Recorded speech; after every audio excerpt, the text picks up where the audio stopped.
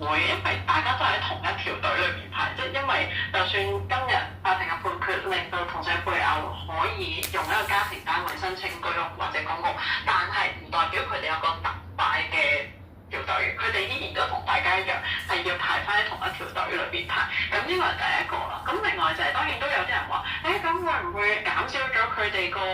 上樓嘅機會㗎？本身公屋好居屋好，就係有唔同嘅人可以用家庭嘅名義去做呢件事。譬如我今日如果係一個阿孫搭一個爺爺，其實我都可以用家庭名義，甚至我可能會快啲上到公屋，因為我係一個比較年幼嘅個體啦，或者係一個年長嘅個體，佢都會影響咗公屋嘅輪候時間。咁所以我哋冇辦法就，不如你而家同性配偶一嚟我就即刻長做，其實唔會。本身公屋能夠上樓個考慮因素亦都非常之多，咁所以我諗要睇翻房委會個政策係點樣，先會最終影響到底我哋會唔會影響到上